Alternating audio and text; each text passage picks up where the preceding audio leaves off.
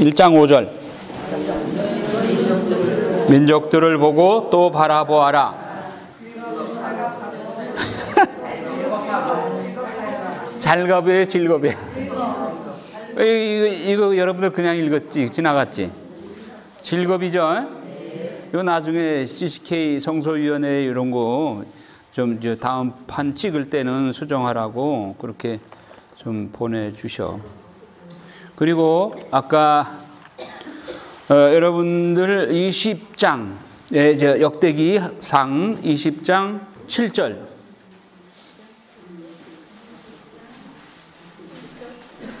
20장 7절 읽어요. 그가 이스라엘인들에게 욕을 퍼붓자 다윗의 형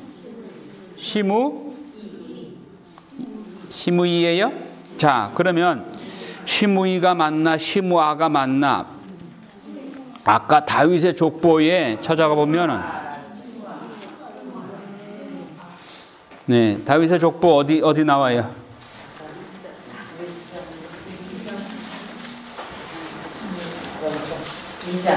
2장 몇 절? 14절. 2장 13절. 자, 읽어봐요. 예, 이사이는 맏아들 엘리압, 둘째 아비나답, 셋째 시므아, 넷째 느타넬. 이렇게 해서 시므아죠. 그러면 여기 어느 게 맞는 거예요? 시므아가 맞죠. 20장 7절 시므이, 그거를 시므아라고 고쳐야 된단 말이에요. 나 그래서 외국어 성경본을 찾아보니까 시므아가 맞아. 그러니까 여러분들이 역대기를 읽어왔는가, 예식을 해왔는가, 안 해왔는가가 여기서 드러나잖아요. 이런 거 못 발견하면 안 읽은 거예요? 나 마찬가지예요. 졸면서 읽은 거지.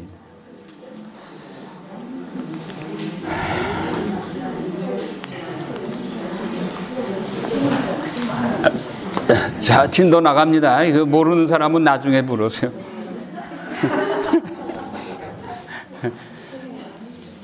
자, 그 역대상 10장 우리가 14절까지 봤어요. 11장이 이제 다윗의 그 시대가 나옵니다. 다윗이 온 이스라엘의 임금이 되다. 자, 복습합니다. 사무엘하 2장에서 헤브론의 왕이 됐어요. 남유다의 왕이 됐어요, 다윗이. 사무엘하 5장에서 통일왕국의 왕이 됐어요. 예. 다윗이 온 이스라엘의 왕이 되다. 이게 역대상 11장에서 이 이야기가 압축돼서 표현된 겁니다. 온 이스라엘이 헤브론으로 다윗에게 몰려가서 말하였다. 우리는 임금님의 고륙입니다. 전에 사울이 임금이었을 때에도 이스라엘을 거느리고 출전하신 이는 임금님이셨습니다. 또한 주 임금님의 하느님께서 너는 내 백성 이스라엘의 목자가 되고 이스라엘 백성의 영도자가 될 것이다 하고 임금님께 말씀하셨습니다. 이거 누가 한 말이에요? 누가 누구에게? 온 이스라엘 사람들이 다윗에게 몰려가서 한 말이에요. 그러면 온 이스라엘 사람은 북이스라엘 사람들도 있죠? 북이스라엘 사람들은 사울 편이에요, 다윗 편이에요? 사울 편이었죠. 그런데 사울이 살아있을 때는 사울 편을 들다가 사울이 죽고 나니까 이제 다윗한테 쫓아내려와가지고 우리 왕이 되달라고 구실구실하면서 지금 그러는 거예요.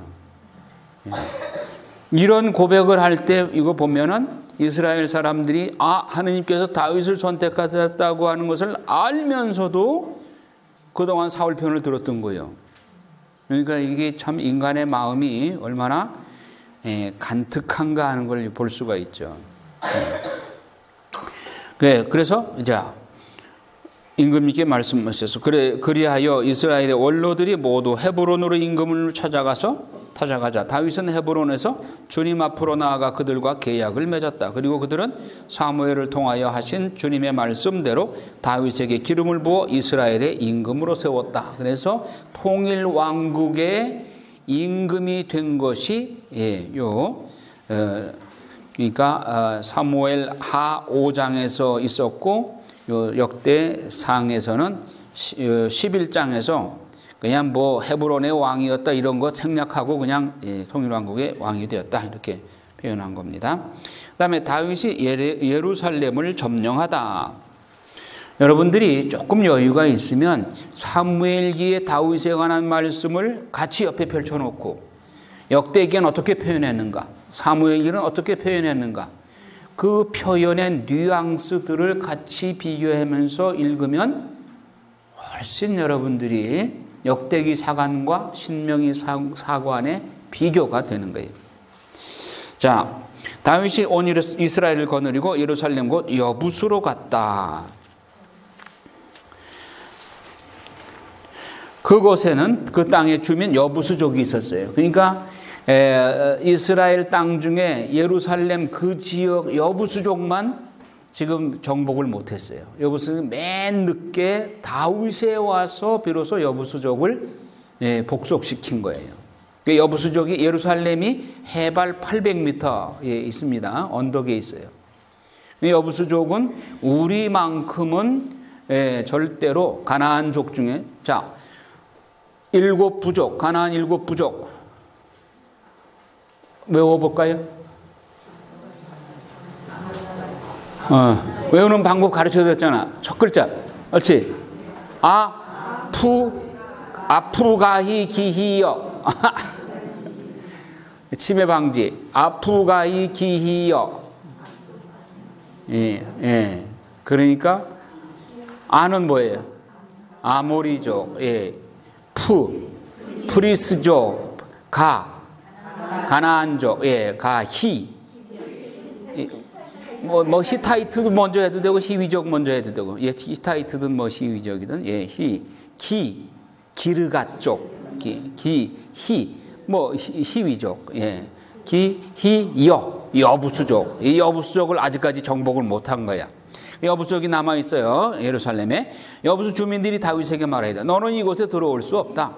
그런데 사무엘기에는 보면은 굉장히 비아냥거리면서 야, 너희쯤은 말이야 우리 절름발이도 너희 쳐 이길 수 있어 이렇게 얘기하니까 다윗이 뚜껑이 열렸어. 그래 하면서 쳐들어갔죠. 그래서 당장에 쳐부숴요. 다윗은 시원산성을 점령하였다. 그것이 바로 다윗성이다. 시원성 다윗성 같은 겁니다. 예루살렘 성과 그쪽을 그렇게 신성시하는 거죠. 자, 그런데 그 이전에는 수도가 어디였어요? 헤브론, 남쪽.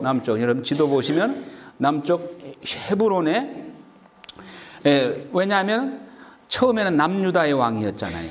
다윗이. 북쪽은 사울 그 잔당이 남아 있어가지고 그 다윗이 처음에는 반발을 많이 받았어요. 그러니까 남쪽 헤브론에 우선 왕으로. 그러니까 하느님도 그걸 아시고 야, 다윗이 하느님께 묻죠. 어디로 갈까요? 헤브론으로 가라. 그래서 헤브론의 남부의 왕이 된 거예요. 그래서 점차 세력을 확장하면서 헤브론은 남쪽에 치우쳐 있잖아요. 마치 통일 신라 시대에 경주에서 한반도 통치할 수 있어요? 저 구석진 남쪽에 그냥 수도를 과감하게 서울이나 개성으로 옮겨야 되죠. 그 신라가 저 위에까지 북부까지 통일 못한 게 수도를 그냥 경주를 고수해서 그런 게 아닌가 그렇게 생각을 하는데 이 다윗은 아주 과감했어요. 그리고 굉장히 정치적인 식견이 뛰어났어. 사실 헤브론은 자기 전부 지지 세력이기 때문에 그 지지 세력 기반을 떠나기를 원치 않았어요. 그러나 예루살렘 낯설죠. 아직 여부수족이 또 차지하고 있었고 그러니까 자기를 지지하는 세력이 별로 없어. 하지만 이스라엘 전체를 통솔하기 위해서는 수도를 위로 옮겨야 되겠다. 중간 지점으로 옮겨야 되겠다. 그래서 예루살렘을 수도로 정한 겁니다. 그래서 다윗성을 여기에 세우고 자 그때 다윗이 말하였다. 누구든지 제일 먼저 여부수족을 쳐 죽이는 이가 우두머리와 장수가 될 것이다. 그래서 추리아의 아들 요압 장군 잘 기억하셔요. 요압의 형제들이 많이 있습니다. 근데 다윗의 충신이고 다윗에게 오른팔 역할을 했지만 요압이 끝내 다윗의 마음에 그렇게 썩 들지 않았어요.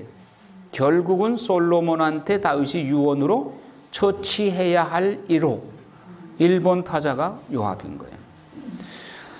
충신이긴 충신이지만 그러나 마음으로 다윗과 뜻을 같이 하지 않았어. 그래서 다윗은 항상 버거운 존재로 요압을 생각했어요.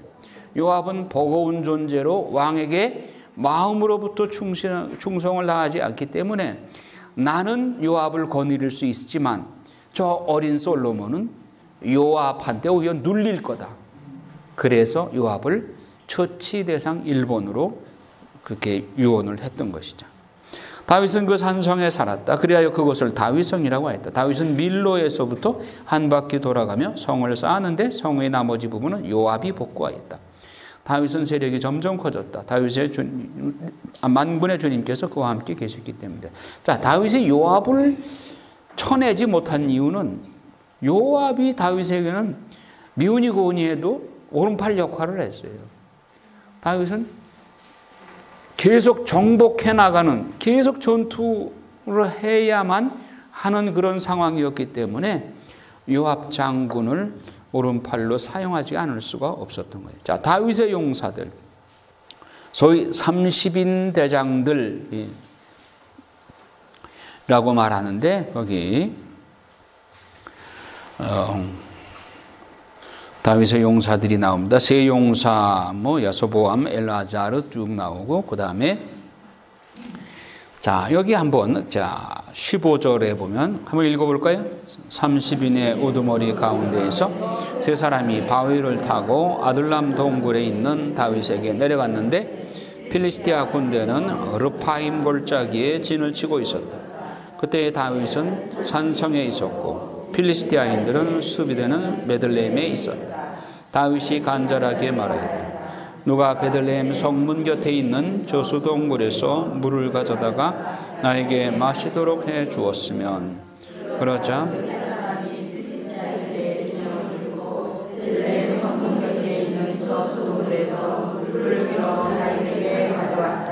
그러나 다윗은 그 물을 마시기를 마다하고 주님께 부어 바치며 말하였다. 이 물을 마시는 것은 나의 하느님께서 용납하지 않으실 것이다. 목숨을 걸고 가져온 이 보아들의 피를 내가 마시겠느냐. 그러면서 다윗은 그 물을 마시기를 마다했다. 그 세 용사가 바로 그런 일을 하였다. 자, 보세요. 세 용사들이 다윗이 베들레헴 저수 동굴에 가서 물을 가져다가 내가 마시게 해주었으면 좋겠다. 이게 단순히 물만을 복이 말라서만이라고 하기보다 베들레헴은 다윗의 고향이죠. 예. 그래서 베들레헴에 대한 동경심 그런 것이 같이 작용을 한 거예요. 그런데 거기 지금 적진에 들어갔어. 필리스티아 군대 수비대가 거기 딱 자리를 잡고 있어. 그런데 거기 가서 물 떠달라는 얘기는 죽음을 각오해야 돼. 그래서 세 용사들이 용감하게 그 저수동굴에 가서 물을 떠다가 다윗에게 줘요. 그때 다윗의 태도를 보세요. 아이고 목마른데 잘 됐다고 벌컥벌컥 마셔요?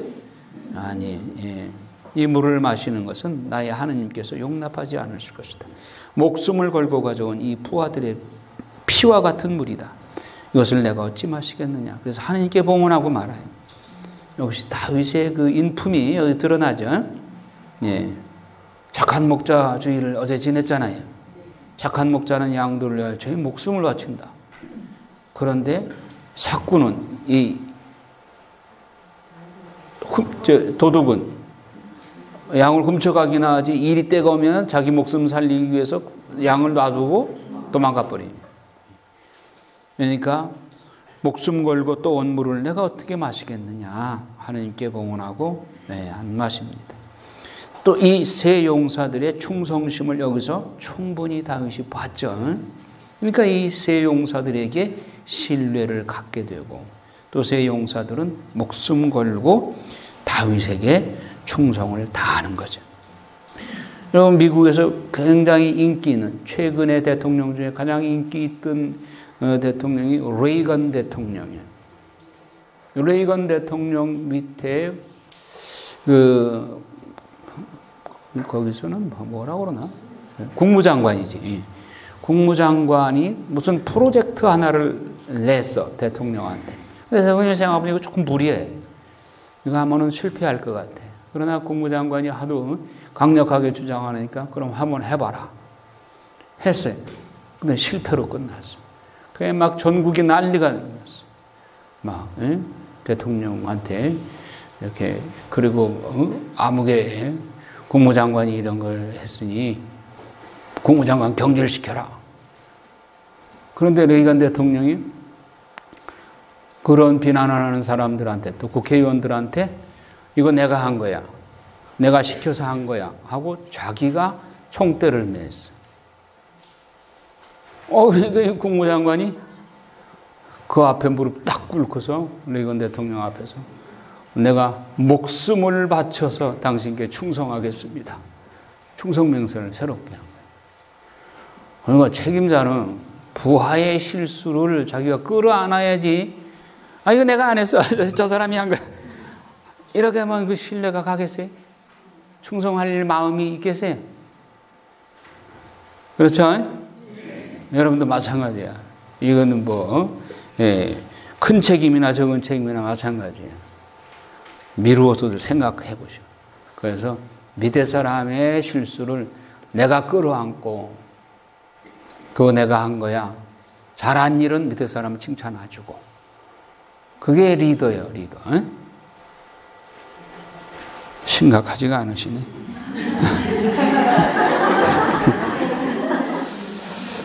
자, 그래요. 그리고 이제 22절에 보면 여호야다의 아들 분하야. 분하야는 또 이 사람의 사명이 아주 독특해요. 다윗이 솔로몬한테 아무개 요주의 인물 처치해라. 그런데 누구를 시켜라? 분하야를 시켜. 분하야가 요압도 처리하고 시므이. 아까 그 시므이라고 하는 사람은 누구냐 하면은 사울의 끈앞을로서 그 핏줄로서 다윗이 압살롬의 반역을 피해서 도망갈 때 시므이가 그러면 그렇지 하고 다윗한테 막 욕설을 퍼붓던 사람이에요. 욕설을 퍼붓. 그런데 다윗이 나중에 승리해가지고 돌아오니까 그 앞에 넙죽절하면서 지난 일은 다 잊어주십시오. 새로운 각오로 열심히 충성을 다하겠습니다. 그래, 네 죄를 내가 묻지 않을게. 그렇게 놔줬던 사람이에요. 그러나 솔로몬한테는 이건 안 된다. 처리해라. 2번 타자. 그래서 분하야가 그 사람 시므이도 처리하죠. 그래서 다윗은 이 분하야를 호위대장으로 임명을 합니다. 그 다음에 히타이트 사람 우리야. 누구예요? 히타이트 사람 우리야의 아내 바세바 사건. 글쎄 이렇게 30인 대장 중에 하나인 우리야의 충성스러운 우리야 장군을 다윗이 참 못할 짓을 했죠. 그 아내를 뺏었고 그리고는 우리야를 위험한 전쟁터에 내보내가지고 요압 보고 총부살인하도록 그렇게 했으니 얼마나 이게 그러니까 그때는 다윗이 이 성을 깜빡 잊은 거지. 그러니까 자, 그렇게 30인 대장들을 뽑고 12장에 보면 베냐민 지파에서 다윗을 따른 사람들 이제 지금 이 역대기 저자 에즈라는 다윗을 스포트라이트를 비추어서 부각을 시키면서 다윗 주변의 지지자들 이런 사람들도 같이 비춰주는 거예요. 다른 사무엘기나 이런 데서는 이런 얘기 잘 안 나오죠. 그리고 각 지파에서 다윗 편이 된 사람들 어떤 사람들이 있느냐 이런 것을 자세하게 설명하고 있어요. 자, 13장에 보면 이제 계약궤를 옮기는 이야기가 나옵니다.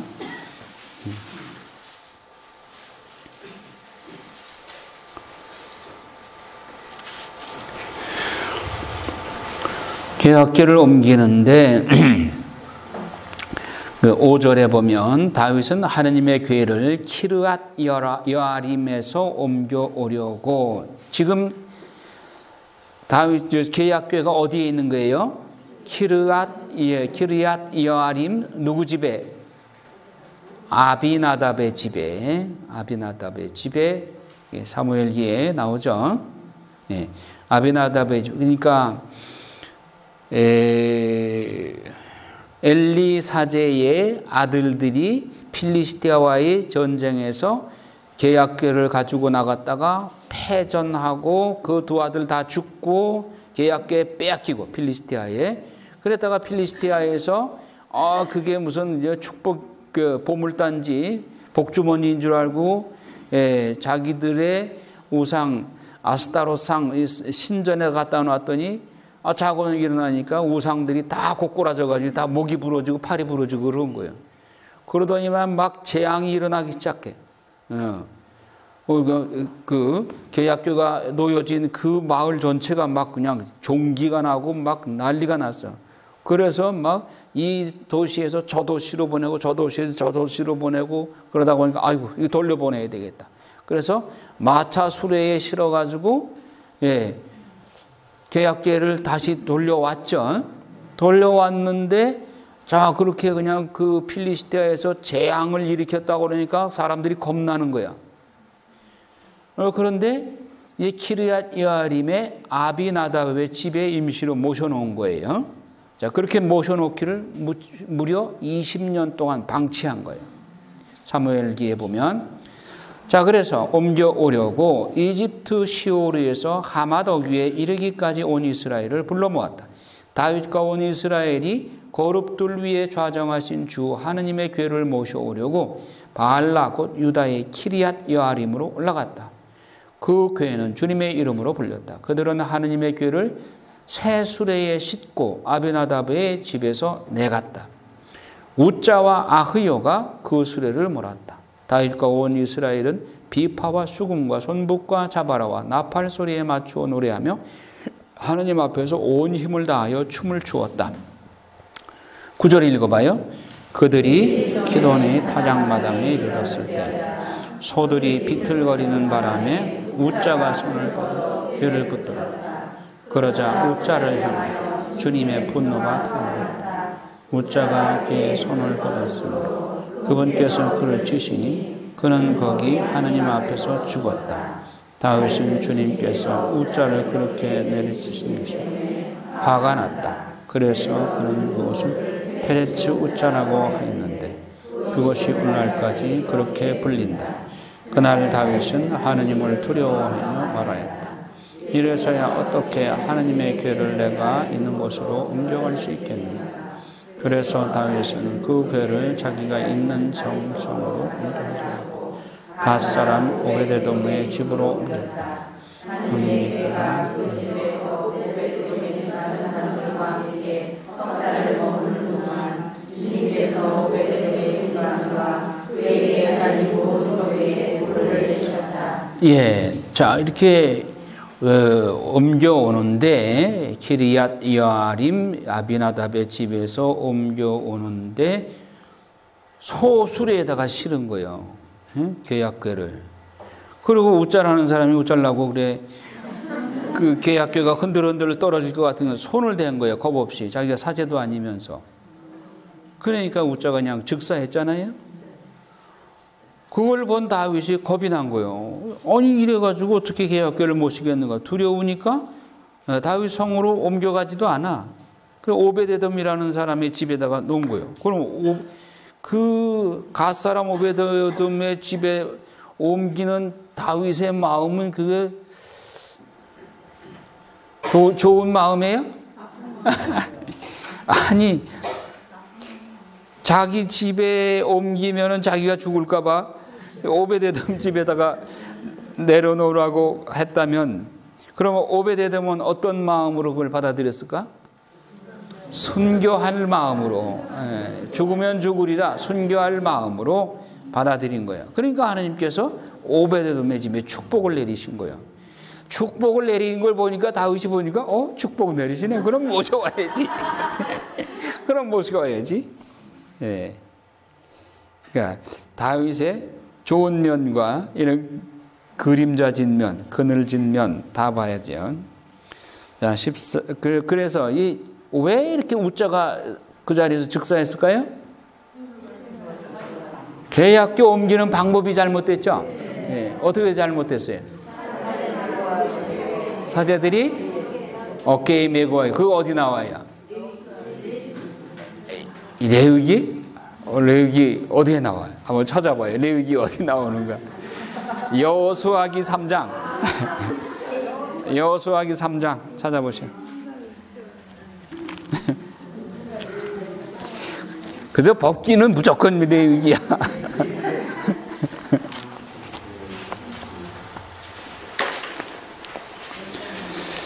여호수아가 이 계약궤를 메고 요르단강 건널 때 어떻게 하라고 그랬어요? 예, 계약궤와 그 궤를 맨 레위인 사제들이 맸죠. 그리고 신자들은 몇 메타 떨어졌어요? 2,000암마 떨어졌어요. 2,000암마. 그러면 1,000m예요. 1,000m. 1km 떨어져서 걸어갔어. 그런데 우자가 우짤라고 그래고 바로 앞에 따라가다가 계약궤를 손으로 만져. 계약궤를 소수레에 모시는 것도 결례이고, 더군다나 사제가 아닌 사람이 만졌다는 것도 엄청난 결례인 것이죠. 그러니까 예에 어긋난 것이죠. 그래서 다윗은 그러니까 다윗이 뭐 전쟁 치르느라고 여호수아기 읽을 시간이 있어야지.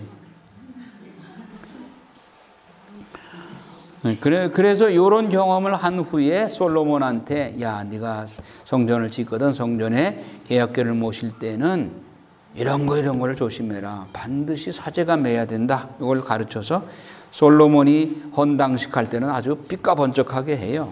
사제들이 다 매고. 자, 14장에 다윗이 예루살렘에 자리 잡다. 디로 사람 히람이 다윗에게 사신들과 함께 향백나무와 석수와 목수들을 보내어 다윗에게 궁을 지어주게 하였다. 야, 디로 시돈 무엇의 본고장이에요? 바알신의 우상 숭배하는 본고장이에요. 그 디로 시돈 출신 누구예요? 이세벨의 아버지, 친정아버지가 엣바알이야. 그런데 그런 나라가 그 당시에는, 그러니까 이스라엘 나라가 하나님께 충성을 다하고 하게 되면 디로나 시돈 이런 데도 다 우방으로 이스라엘을 도우려고 그러는데, 하나님께 충실을 하지 못하면은 다 적국이요, 적국. 그러니까 아합 왕이 등극했을 때 거기서 뭐 이세벨을 데리고 왔지만은, 그러나 이제 하나님께 충실하지 못하니까 그런 디로나 이런 지방에서 공격을 해 들어오는 거예요. 하나님께서 그걸 허락하시는 거예요. 주변 국가들로 하여금 이스라엘을 공격하게 돼. 그러나 다윗 왕, 솔로몬 왕 때는 하나님께 충성을 다하니까 하나님께서 오히려 히람 왕이 다윗을 돕도록 그렇게 마음을 움직이신단 말이에요. 이 히람 왕이 다윗을 도우면서도 그렇게 좋아해. 다윗을 도와주는 게 영광으로 생각해. 솔로몬한테도. 그래서 성전 짓는 제목을 다 히람 왕이 대줘요. 황금이나 청동 이런 것들을 다 대줘요. 향백나무와 석수와 목수들을 보내어 다윗에게 궁을 지어주게 하였다. 도와주면서도 좋아하는 사람이 히람 왕이야. 그래서 나중에 솔로몬이 그에 대한 보답으로 준다는 게 갈릴리아 지역에, 그 당시에는 갈릴리아가 거의 폐허나 다름없었어요. 그거 한 20개 성을 주니까 히람 왕이 보니까 이거 뭐 쓸모도 없는 땅이거든. 그러니까 카불이다. 쓸모없는 땅이다. 시큰둥했었죠. 이게 뭡니까? 하면서. 자, 그래서 다윗이 필리스티아인들과 싸워 이기다. 이제 앞으로는 하나님께서 다윗과 함께 하시니까 전쟁할 때마다 이겨요. 그래서 필리스티아를 정복합니다. 영토를 점점 확장하는 거예요. 자, 15장에 계약궤를 옮길 준비를 하다. 다윗은 다윗 성에 자기가 살 궁을 지었다. 하나님의 궤를 모실 곳을 마련하고 천막을 친 다음 이렇게 말하였다. 레위인들 말고는 아무도 하나님의 궤를 맬 수 없다. 주님께서는 그들을 선택하시어 그들이 영원히 주님의 궤를 매게 하셨고 당신을 위하여 봉직하게 하셨다. 이제 모세오경을 읽은 거예요, 다윗이.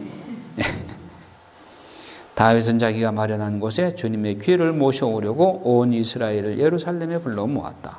다윗이 모아들인 아론의 자손과 레위인들은 이러하다. 그앗 자손, 무라리 자손, 게르솜 자손. 그 다음에 11절에 보면 다윗은 차독 사제와 에브야탈 사제, 레위인들은 들인 우리엘, 아사야, 요엘, 스마야, 엘리암, 암미나답을 불러서 주의를 줍니다. 레위 가문의 우두머리니 형제들과 함께 자신을 거룩하게 하고 계약궤를 모셔와라 이거죠. 지난번에는 그대들이 그 궤를 매지 않았기 때문에 주 우리 하나님께서 우리를 내리치셨어. 우리가 그 궤를 법규대로 다루지 않는 탓이요. 모세오경 분명히 읽었잖아요. 그래서 사제들과 레위인들은 주 이스라엘의 하느님의 궤를 모셔오려고 자신을 거룩하게 하였다. 레위의 자손들은 주님의 말씀에 따라 모세가 명령한 대로 하느님의 궤를 채에 꿰어 어깨에 메었다. 이렇게 예법에 맞추어서 계약궤를 모셔야 되는 겁니다. 그런데 계약궤가 더 중요해요? 성체가 더 중요해요? 그러면 여러분 성체를 모실 때 계약궤를 모시는 이 마음 정도만이라도 가지고 성체를 모시는가? 이거 좀 심각하게 고민해 봐야 될 문제예요. 그렇죠? 나는 우리 성경 공부반이 우리 같은 식구라고 생각하기 때문에 여러분들한테 좀 잔소리, 싫은 소리도 해야 되겠어요. 성전에 맨발 벗고 들어가도 돼요? 양말 신어야 돼요? 그리고 특히 여름 되면 옷매무새. 이거 나는 시아버지 앞에서도 그냥 맨발로 그냥 아무렇게나 옷 입고 그렇게 들어가는 거 아니잖아요. 요즘은 어떤지 몰라도 옛날에는 그랬잖아요. 하물며 예수님의 성체, 예수님의 현존 앞에 우리가 좀 옷매무새도 정장을 하고 마음 자세도 그렇고 그래야 되는 거 아닌가? 나는 이런 거를 보면서 계약궤에 대한 경의를 표하는 이것보다 성체에는 몇 배, 몇십 배 더 정숙하고 더 예의를 차려야 되는 것이 아닌가. 오늘날 예수님이 가장 괴롭고 힘들어 하시는 게 성체 모독이에요. 대저증의 성체 영하고 성체는 아무렇게나 취급하고 더군다나 검은 미사, 블랙매스, 검은 미사 서양에서 공공연하게 합니다. 프리메이슨들이. 검은 미사제는 성체를 그런다고 그래요. 가톨릭 미사에 참석을 해가지고 이 사람들이 입에 물고 삼키질 않아. 그걸 가지고 그걸 식초에 담가놓으면 오래 보존이 된대. 그리고 공개적으로 검은 미사할 때 그걸 성체를 모독하는 행위를 하는 거예요. 그러면 그 예수님이 얼마나 모독을 당하는 거예요? 그건 그 사람들이고, 프리메이슨들이 그러는 거고, 우리 자체 안에서도 성체를 모시면서 가톨릭 신자로서 합당하게 준비를 하고 성체를 모셔야지. 대제 중에 아무렇게나 그냥 미사 참여하는데 준비도 안 됐는데 옆 사람 보기에 내가 성체 안 모시면 무슨 큰 죄인처럼 그렇게 오해받을 것 같으니까 그냥 대열에 서서 준비도 없이 모신다. 이것도 안 되는 거죠. 자, 우리가 이렇게 약게 이걸 생각하면서 우리가 성체를 모시는 자세가 어떠해야 될 것인가 생각을 해야 됩니다. 자, 그 다음에 성가대가 나옵니다. 아삽 나오죠? 17절. 성가 책임자들을 임명하고, 그리고 17절에 레위인들은 요엘의 아들 헤만과 그의 동기 가운데서 베레크야의 아들 아삽을 임명하였다. 그래서 시편에 아삽 얘기가 많이 나오는 거예요. 그리고 아까 오베데돔 집에 그 계약궤가 묻혀져 있었다고 그랬죠? 이 오베데돔이 그 후에 하나님께서 자꾸 여러 자리 찬양에도 참석하고 전례에도 곳곳에 참석해요. 내가 오베데돔마다 동그라미를 쳤어. 그런데 여러 군데 나오더라고요. 그러니까 목숨 걸고 그렇게 하나님께 충성을 다하면 하나님께서 후히 갚아주시는 거예요. 계약궤를 예루살렘으로 옮기다. 자, 천인대장들이 오베데돔의 집에서 주님의 계약궤를 모셔오려고 기뻐하며 그곳으로 갔다. 하나님께서 주님의 계약궤를 맨 레위인들을 도와주셨기 때문에 그들은 황소 7마리와 순양 7마리를 제물로 바쳤다. 다윗과 궤를 맨 모든 레위인과 성가 책임자들과 음악감독 크나냐는 아마포 겉옷을 입고 있었다.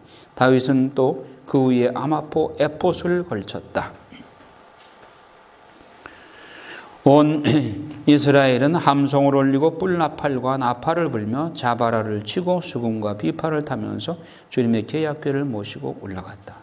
여러분, 아마포와 에봇을 걸쳤다. 에봇은 사제가 걸치는 거잖아요. 그렇다면 다윗도 사제직을 수행했지 않았나 이렇게 볼 수가 있어요. 자, 주님의 계약궤가 다윗성으로 들어갈 때 다윗 임금이 껑충껑충 뛰며 춤추는 것을 사울의 딸 미칼이 창문으로 내려다보고 속으로 그를 비웃었다. 그래서 미칼이 어떻게 됐어요? 평생 아기를 못 낳았죠. 못 낳은 것이 물론 불임으로도 하나님께서 징벌을 내리셨다고도 볼 수 있겠고, 다윗이 이게 정내미가 떨어진 거죠. 자기를 그렇게 빈정거리는, 임금을 그렇게 빈정거리는 여자를, 물론 미칼이 다윗에게는 첫사랑의 연인이죠. 그래서 잊지 못해가지고 다른 사람한테 시집 같은 걸 다시 데려왔죠. 그렇지만 이 행동을 볼 때 이것은 미칼은 아주 중대한 실수를 한 거죠. 다윗 임금이 이제 정이 떨어진 거예요. 그래서 아마 미칼 방에 안 들어간 것 같아.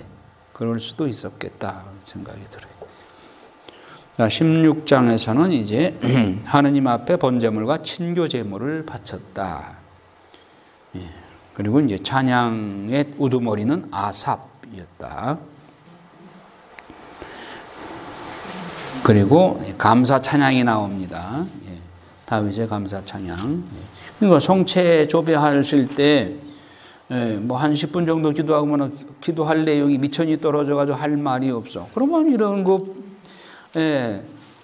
감사 찬양, 다윗의 감사 찬양으로 기도하시란 말이에요. 성체대전에서. 계약궤와 성막 앞에서 직무를 수행할 사람들. 거기 또 오베데돔 나오잖아요. 오베데돔과 그의 형제 68명도 같은 직무를 수행하였다. 여두툰의 아들 오베데돔과 호사는 문지기였다. 뭐냐, 뭐 문지기, 전례 담당, 뭐 온갖 거 다 하잖아요. 오베데돔. 그다음에 차독사제. 자, 17장에 보면 나단이 하느님의 약속을 다윗에게 알리다. 자, 다윗이 참 마음을 하느님께 대해서 참 하느님의 마음을 가려운 데를 긁어주는 이런 그 재주가 있어요. 다윗이 17장 1절에 보면 자기가 나단 여자한테 이렇게 고백을 하잖아요. 보시오, 나는 향백나무꾼에 사는데 주님의 계약궤는 천막 아래에 있어. 그러니 내가 하느님 앞에 너무 죄송스럽소. 그래서 하느님께 내가 성전을 지어드리고 싶소. 그랬더니 나단이 하느님께서 임금님과 함께 계시니까 마음대로 하십시오. 그랬더니 하느님께서 얘야, 다윗에게 가서 전하여라 하고 4절 이하에 보면 너는 내가 살 집을 짓지 못한다. 나는 이스라엘을 데리고 올라온 날부터 오늘까지 어떤 집에서도 산 적이 없다. 천막에서 천막으로, 성막에서 성막으로 옮겨다니며 지내왔다. 내가 온 이스라엘과 함께 옮겨다니던 그 모든 곳에서 내 백성을 돌보라고 명령한 이스라엘의 어느 판관에게 어찌하여 나에게 향백나무 집을 지어주지 않느냐고 한마디라도 불평한 적이 있더냐? 그러므로 이제 너는 나의 종 다윗에게 말하여라. 만군의 주님이 이렇게 말한다. 나는 양떼를 따라다니던 너를 목장에서 데려다가 내 백성 이스라엘의 영도자로 세웠다. 또한 내가 어디를 가든지 너와 함께 있으면서 너의 모든 원수를 내 앞에서 물리쳤다. 나는 너의 이름을 세상 위인들의 이름처럼 만들어 주겠다. 나는 내 백성 이스라엘을 위하여 한 곳을 정하고 그곳에 그들을 심어 그들이 제자리에 살게 하겠다. 그러면 이스라엘은 더 이상 불안해하지 않아도 되고 다시는 전처럼 불의한 자들이 그들을 억누르지 않을 것이다. 또 내가 나의 백성 이스라엘에게 판관을 임명하던 때와는 달리 너의 모든 원수를 굴복시키겠다. 더 나아가 주님이 너에게 한 집안을 일으켜 줄 것을 선언한다. 계속해서 읽어요. 너의 날수가 다 차서 조상들에게 가게 되며 나는 내 아들들 가운데에서 내 뒤를 이을 후손을 일으켰으며 그의 나라를 튼튼하게 하겠다. 바로 그가 나를 위하여 집을 지을 사람이다. 나는 그의 왕좌를 영원히 튼튼하게 하겠다. 나는 그의 아버지가 되고 그는 나의 아들이 될 것이다. 내가 일찍이 너보다 앞서 있던 자에게서 내 자애를 거둔 것과는 달리 그에게서는 내 자애를 거두지 않겠다. 내 집안과 내 나라 안에서 그를 영원히 세우리니 그의 왕좌는 영원히 튼튼하게 될 것이다. 예. 그러니까 하나님께서 다윗의 그 마음은 기특하죠. 나는 향백나무 궁에서 사는데 하나님의 계약궤가 저렇게 천막 아래에 있는 것이 너무 죄송스럽다. 그래서 성전을 지어드리고 싶다. 그랬더니 하나님께서는 너는 너무 많은 피를 흘렸기 때문에 너는 성전을 짓지 못하고 내 아들이 성전을 지어 바칠 것이다. 그런데 내 그 마음은 참 고맙다. 그래서 내가 내 왕국에 축복을 내린다. 그래서 내 전임자 누구의 사울처럼 실수했다고 해서 내치는 것이 아니라 내 자손을 통해서 영원히 그 왕좌가 튼튼하게 해주겠다. 이런 약속을 하는 거예요. 에즈라는 바로 모세오경에서 이 내용을 붙잡은 거예요.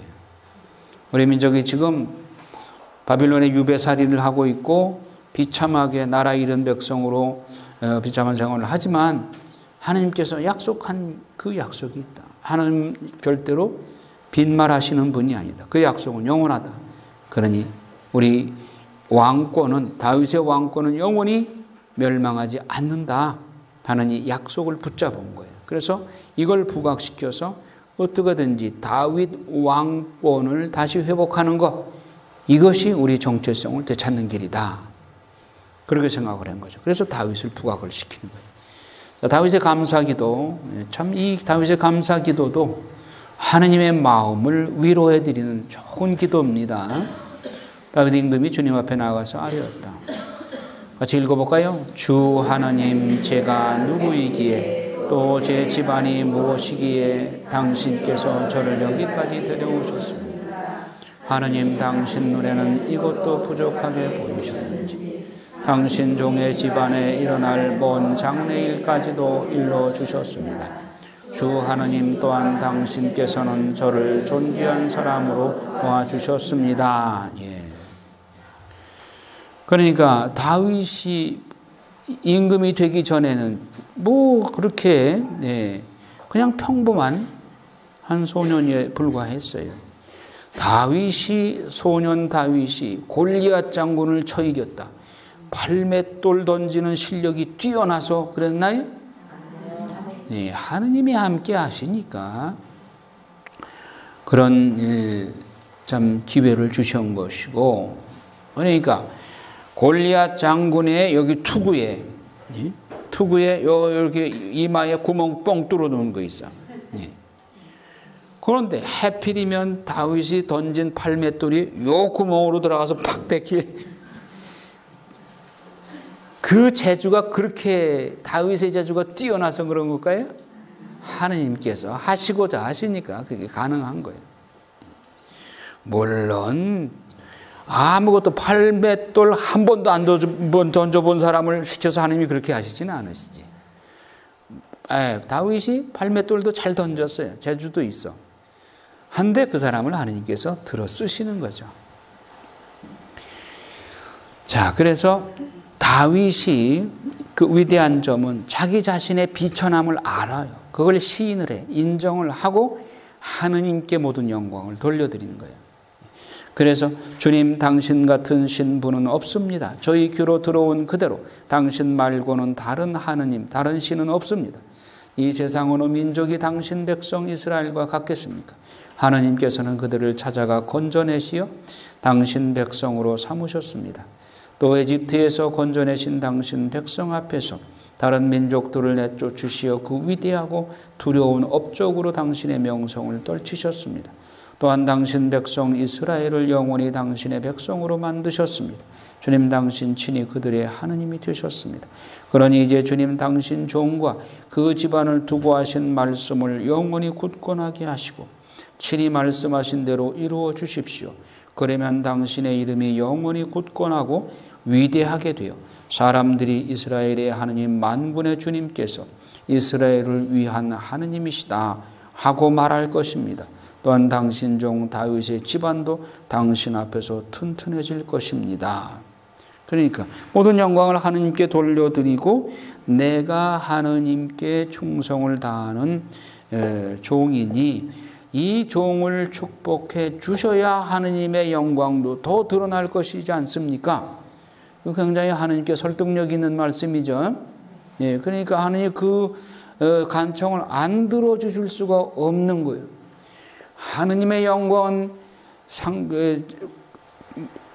관심도 없고 그저 내게 축복만 달라고 그러면 그거는 아니죠. 이걸 줄까 말까 하느님이 망설이시지. 그렇기 때문에 모든 영광 하느님께 돌려드리고 그리고 하느님께 충성을 다하는 이 종에게도 축복해 주셔야 결국은 그것이 하느님께 영광이 되는 것이 아니겠습니까? 이래야 하느님이 끄떡끄떡 하시는 거죠. 26절 보면 이제 주님 당신은 하느님이십니다. 당신 종에게 이 좋은 일을 일러주셨으니 이제 당신 종의 집안에 기꺼이 복을 내리시어 당신 앞에서 영원히 있게 해주십시오. 주님 복을 내리신 분은 당신이십니다. 영원히 찬미받으소서. 그러니까 하나님께서 복을 주시겠다. 영원히 네 왕국은 튼튼하게 될 것이다 하는 말씀을 주시자마자 하나님한테 즉시 이렇게 감사 기도를 바쳐야 하나님이 잊어버리시질 않으신단 말이에요. 이런 축복을 주셨을 때 바로 감사 기도를 드리셔야 되는 거예요. 내일 드리겠다 그러면 안 되는 거예요. 자, 18장에 다윗이 여러 전쟁에서 승리하다. 이제 전쟁하는 때마다 다윗이 다 이겨요.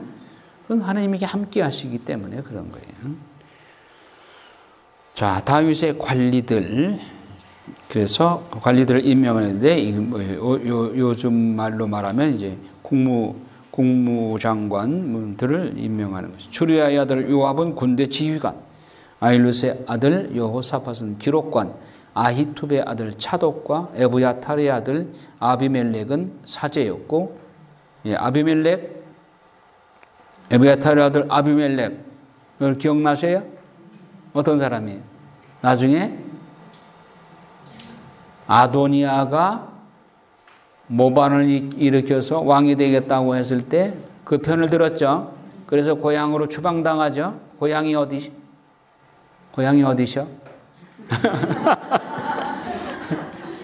아나돗. 예레미야의 고향 아나돗. 아주 잊어버리는 데는 명수죠.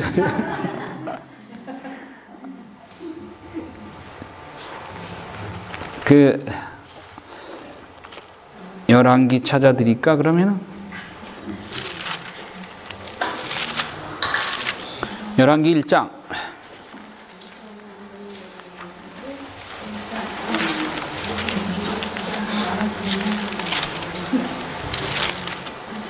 열왕기상 1장 5절. 아도니아가 임금행세를 하다 나오죠. 거기에 보면 7절에 아도니아가 주리아의 아들 요압과 에브야탈의 사제와 의논하자 그들은 아도니아를 지지하였다.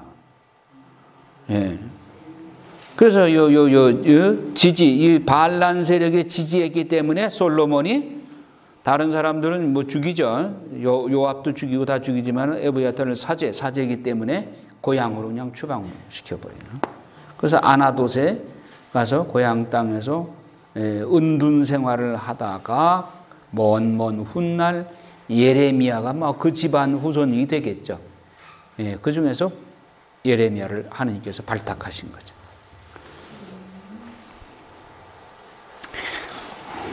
자, 19장을 보면 다윗이 암몬과 아람을 쳐부수다. 예. 암몬 아람이 사실은 그 남유다가 나중에 약해질 때는 굉장히 괴롭히는 족속들이에요. 여러분, 아람 하면 아람이 북이스라엘에 쳐들어온 역사 있죠?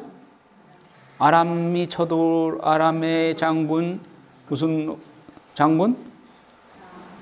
나만 장군. 네. 예, 나만 장군이 쳐들어왔을 때, 엘리사가 고쳐주잖아요. 예, 그러니까, 그렇게 쳐들어오던 족속들이요. 근데 다윗 왕이 이렇게 하나님께 충성을 다하니까 축복을 주셔가지고 주변 국가들을 다 점령하는 거예요. 다 복속시키는 거예요. 그래서 조공 다 바치게 만드는 거죠. 네.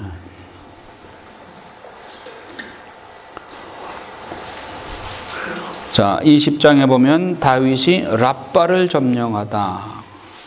랍바도 역시 암몬 족속이죠. 요압이 군대를 끌고 나가서 암몬을 치죠. 자, 그 다음에 필리스티아 거인과 싸워 이기다. 필리스티아 그 옛날 골리앗 장군 그 후손들이죠.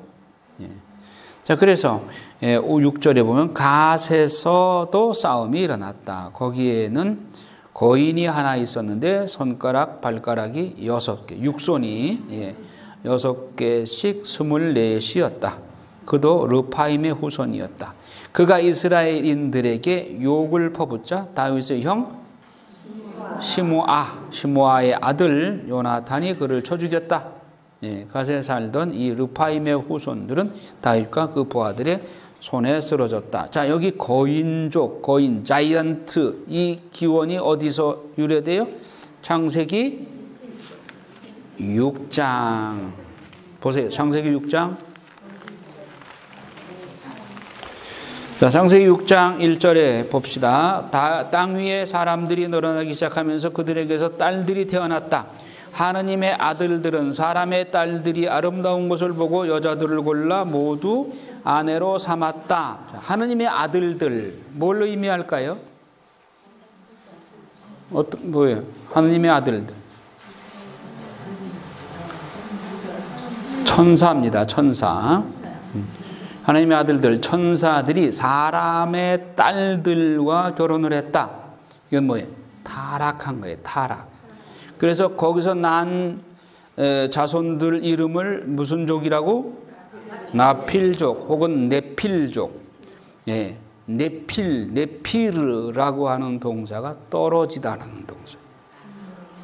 히브리어에서 떨어지다.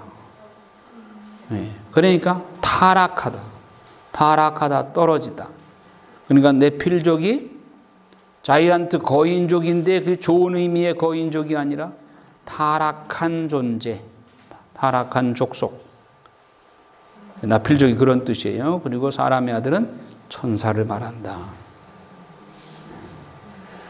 내 이메일로 자꾸 히브리어 공부하라고 그러는데 그게 돈이 엄청나게 들어가. 그런데 자꾸 나를 유혹하려고 들어오라고 그러면서 이런 거 하나씩 양념으로 설명을 해줘. 그것만 내가 공부해. 거기에 나온 거야, 지난번에. 하나님의 아들들은 천사들이고 네필족은 네피르 동사, 즉 떨어지다, 타락하다에 의해서 그 명사화된 거니까 타락한 족속.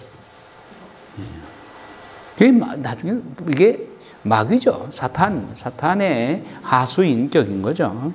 그러니까 이 나필족이 계속 이스라엘을 괴롭히죠. 예. 필리시테아도 마찬가지고. 예.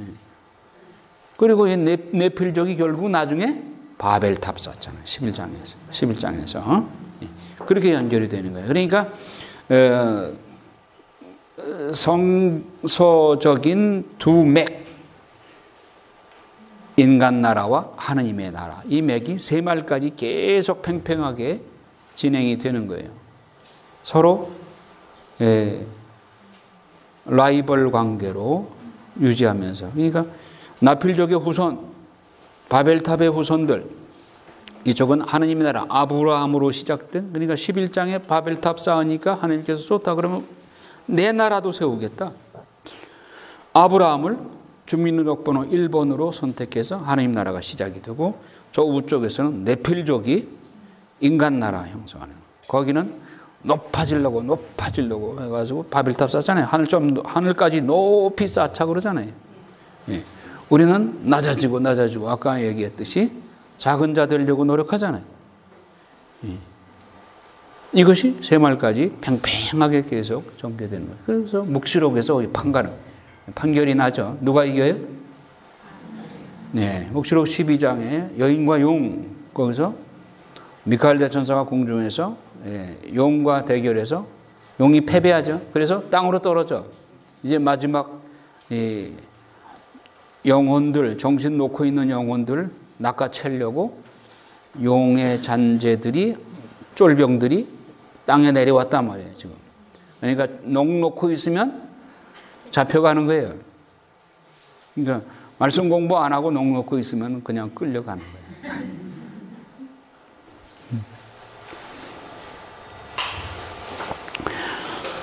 자, 그러면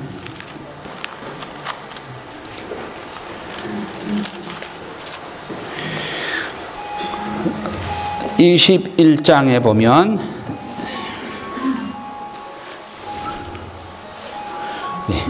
다음부터는 핸드폰을 다 압수해, 수거해야 돼요. 강의 끝날 때까지. 인구조사와 흑사병. 자, 이것은 다윗의 실수죠.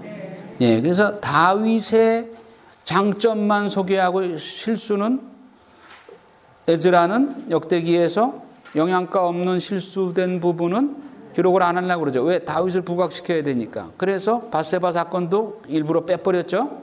그런데 인구조사와 흑사병은 왜 여기다가 기록을 했을까요? 네?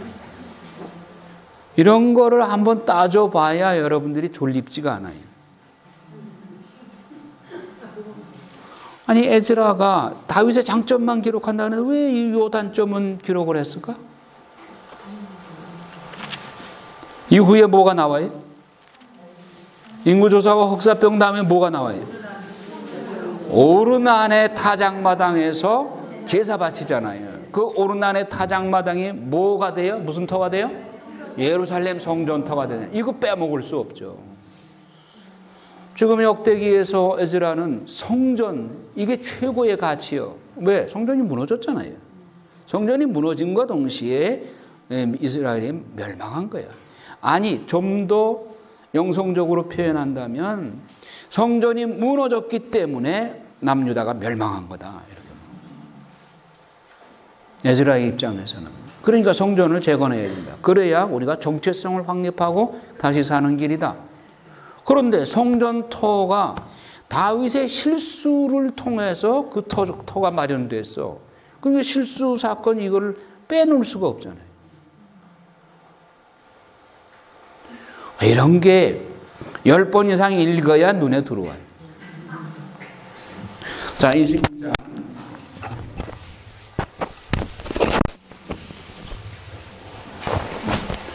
사탄이 이스라엘을 거슬러 일어나 이스라엘의 인구를 조사하도록 다윗을 부추겼다. 아니, 인구 조사가 뭐 그렇게 큰 죄냐 이렇게 생각하는지 모르지만 아주 역대기에서는 사탄이 다윗을 부추겼다 이렇게 나와요. 그 인구 조사를 시킨 게 오늘날 인구 센서스, 그거 당연히 해야 되는 거고 잘하는 거 아니냐. 그런데 이때는 그게 아니에요. 왜? 하느님의 신정정치 시대이기 때문에 왕은 어디까지나 하느님이야. 하느님의 명령에 따라서 움직여야지. 지금 다윗의 이 속마음에는 사탄이 우쭐하는 마음을 심어준 거야. 너 꽤 괜찮은 사람이야. 너 꽤 괜찮은 왕이야. 네 병력이 얼마인지 한번 헤아려봐. 너 목에 힘줘도 돼. 이렇게 속삭인 거예요. 그래서 다윗이 내 장병들이 얼마나 되는가? 굉장하지. 요압을 시켜서 하니까 요압도 이것이 잘못됐다는 걸 간청을 합니다. 임금님, 어찌하여 이런 일을 저지르십니까? 어찌하여 이스라엘을 죄짓게 하려 하십니까? 그러나 임금은 이미 완고해 줬어요. 요압을 위압하고 시키면 시키는 대로 해. 잔소리가 많아. 이렇게 해가지고 요압이 결국은 헤아립니다. 그래서 헤아려 보니까 장정이 110만 명, 칼을 다룰 줄 아는 사람이 47만 명. 그러나 요압은 임금의 명령이 역겨워 레위와 베냐민 지파는 그들 가운데 포함시키지 않았다. 그래서 110만 명 플러스 47만 명 아니라 157만 명이에요. 이것만 해도 굉장한 숫자죠. 그러니까 다윗은 이걸 가지고 의시된 거예요. 그러나 양심상으로 다윗이 양심에 걸려. 그래서 다윗이 이렇게 가드 환시가에게 말을 합니다. 제가 이런 일을 하여 큰 죄를 지었습니다. 그러나 이제 당신 종의 죄악을 없애주십시오. 제가 참으로 어리석은 일을 저질렀습니다. 다윗의 환시가인 가드가 이렇게 일렀다. 다윗에게 가서 주님께서 이렇게 말씀하십니다 하면서 일러라. 하느님이 가드에게 시킵니다. 내가 너에게 세 가지를 내놓을 터니 그 가운데서 하나를 골라라. 그러면 내가 너에게 그대로 해주겠다. 3년 동안 기근이 내리든지 아니면 도망 다니든지 석 달 동안 아니면 흑사병을 받아들이든지 세 가지 중에 하나 선택하라. 아이고 3년 기근은 이건 너무너무 지겹다. 그리고 도망 다니는 건 내가 신물이 나도록 도망 다녀봤는데 그거 더 너무 지겹다. 차라리 하느님 손에 벌을 받겠다. 그래서 흑사병을 선택을 했습니다. 괴롭기 그지없구려. 그러나 주님의 자비가 그지없이 크시니 사람 손에 당하는 것보다 주님 손에 당하는 것이 낫겠소. 그러자 흑사병이 내리는데 7만 명이 죽었어요. 하나님께서는 예루살렘을 파멸시키시려고 천사를 보내셨다. 그러나 천사가 그곳을 파멸시키려고 할 때 주님께서 보시고 재앙을 내리신 것을 후회하시며 파멸의 천사에게 이르셨다. 이제 됐다. 손을 거두어라. 그때 주님의 천사는 여부수 사람 오르난의 타작마당에 서 있었다. 다윗이 눈을 들어보니 주님의 천사가 하늘과 땅 사이에 서서 칼을 빼어 손에 들고 예루살렘을 향하여 그 손을 뻗치고 있었다. 이제 내리치려고 그러는 거예요. 다윗은 원로들과 함께 자루옷을 입은 채 이게 회개하는 거죠. 얼굴을 땅에 대고 엎드렸다. 다윗이 하나님께 아뢰었다. 백성의 인구조사를 하라고 명령한 것은 제가 아닙니까? 죄를 짓고 이토록 큰 악을 저지른 자는 바로 저입니다. 그러나 주 저희 하느님 이 양들이야 무슨 잘못이 있습니까? 그러니 제발 당신 손으로 저와 제 아버지의 집안을 치시고 당신 백성에게서는 이 재난을 거두어 주십시오. 역시 다윗답죠. 예. 이런 때 악한 왕 이리와 같은 착한 목자가 아니고 이리와 같으면 도망가 버리지. 그냥 내버려 두지. 자, 오르난의 타작마당에서 제단을 세우다. 주님의 천사가 가드를 지켜서 다윗에게 여부수 사람 오르난의 타작마당에 올라가서 주님을 위한 제단을 세워야 한다고 말하게 하였다. 이 오르난의 타작마당이 뭐 하는데요? 옛날에는 곡식을 타작하는 기계가 정미소가 없었잖아요. 일부러 돌이 깨질 아니면은 아주 돌이 깨 그걸로 터는 거예요. 그런 타작을 하려니까 평평한 마당이 필요하잖아요. 그러니까 여부수족의 이 오르난이라는 사람이 자기 타작마당을 위에 평평하게 이렇게 닦아놓은 거예요. 거기서 지금 제단을 쌓는 거예요. 여러분 수리치골 가보셨나? 예, 수리치골 성모 성심께 페레올 고주교님께서 한국을 봉헌하신 그 장소 성모 성심 성지죠. 그 우리 수녀님들이 거기 가 계시는데 본원이 거기 있는데 그 산에 올라가 보면은 타작마당이 곳곳에 있어요. 그 옛날에 박해 시대의 신자들이 그 산골짜기에 조그마한 오두막집 짓고 그리고 산을 일구어 가지고 곡식해서 털어먹고 했던 그 타작마당이 있어요. 거기에 산 꼭대기에. 자, 그래서 다윗이 오르나나에게 말하였다. 주님을 위하여 제단을 쌓으려 하니 타작마당을 나에게 주시오. 충분한 값을 줄 터이니 그것을 나에게 주시오. 그러면 이 재난이 백성에게서 돌아설 것이요. 그러자 오르나니 아유 다윗 임금님 내가 그냥 드리겠습니다. 저희 주군이신 임금님께서 보시기에 좋으실 대로 하십시오. 여기 번제물로 바칠 소와 땔감으로 쓸 탈곡기와 곡식 제물로 바칠 밀도 그냥 드리겠습니다. 모두 드리겠습니다. 그러나 다윗 임금은 오르나에게 아니요 충분한 돈을 내고 그것을 사야겠소. 나는 주님께 바치려고 당신 것을 차지하지 않겠소. 또 거저 얻은 것을 번제물로 바치지 않겠소 하고 말합니다. 공짜로 얻어가지고 번제물 바친다고 생색낸다? 이거 아니죠. 제값을 다 치르고 샀죠. 600세켈을 주고 샀죠. 그래서 다윗은 주님을 위해 제단을 쌓고 번제물과 친교제물을 바치며 주님께 호소하였다. 그러자 주님께서는 하늘에서 번제제단 위로 불을 내리시어 그에게 응답하셨다. 그런 다음 주님께서 천사에게 분부하시어 칼을 칼집에 도로 넣게 하였다. 그러니까 속죄제사와 곡식제사, 친교제사를 바침으로써 하나님의 화를 풀어드린 것이죠. 그때 다윗은 주님께서 여부수 사람 오르난의 타작마당에서 자기에게 응답하신 것을 보고 거기에서 제물을 바쳤다. 그때에는 모세가 광야에서 만든 주님의 성막과 번제제단이 기브온에 있었으니 다윗은 주님의 천사의 칼이 무서워 하느님께 문의하러 그 앞에 나아갈 수 없었던 것이다. 바로 이곳이 주 하느님의 집이며 이스라엘의 번제제단이다. 솔로몬 때는 열왕기상 3장에 보면 솔로몬이 바로 이 터에서 성전을 지어서 바치죠. 다윗이 성전 건축을 준비하다.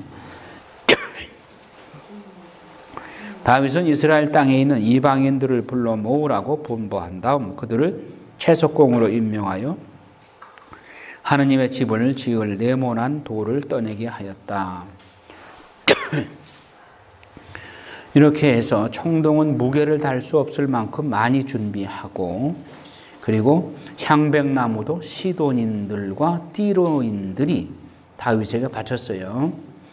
내 아들 솔로몬은 나이도 어리고 연약한데 주님께 지어 바칠 집은 아주 웅장하고 그 명성과 영화를 온 세상에 떨쳐야 하니 내가 집 지을 준비를 해둬야 되겠다. 그래서 다 준비를 해요.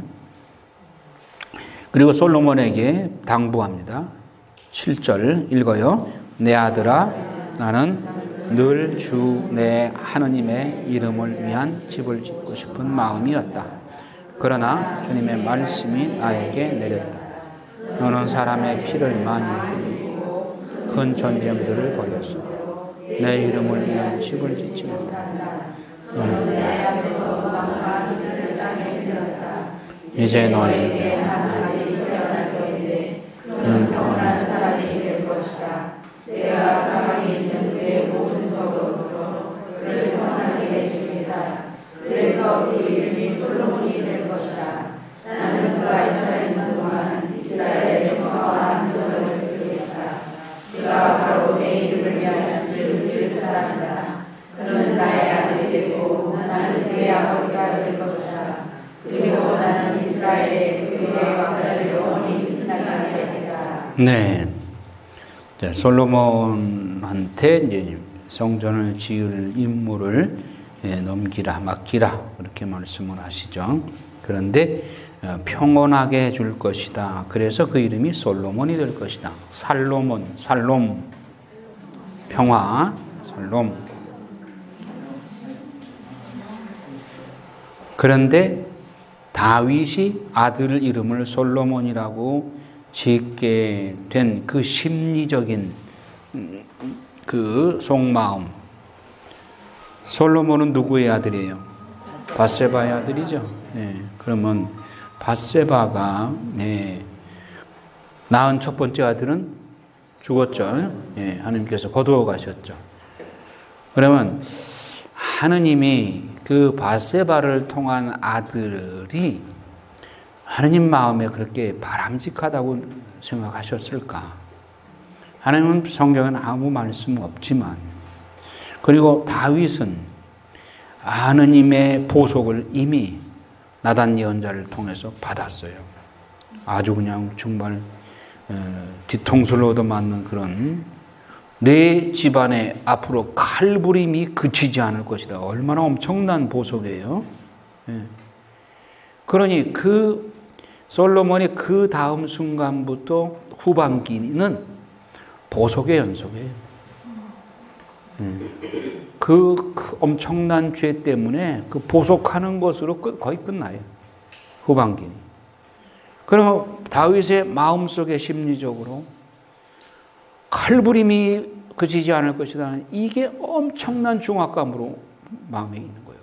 그러니까 아들 이름을 평화라고 지을 만큼 마음에 평화가 갈급한 거예요.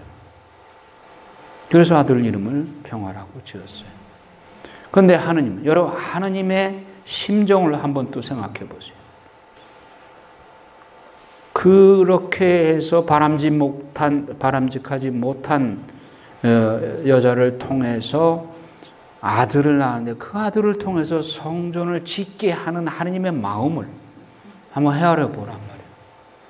내가 금년 안에 성경에 강의를 초점을 어디에 맞춰서 하도록 하나님께서 인스피레이션을 줬는가 하면은 하느님의 상처난 마음, 인간으로부터 상처받은 마음, 그 마음을 항상 심중에 품고 강의를 해라 하는 그 마음을 내가 받았어요.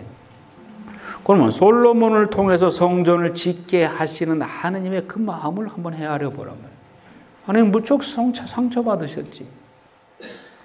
좀 더 떳떳한 아내를 통해서 낳은 아들을 통해서 성전을 짓게 했으면 참 좋았겠는데, 죄녀로부터 이렇게 낳은 아들을 통해서 성전을 짓게 하시는 하느님의 마음을 한번 헤아려 보라 그 말이죠.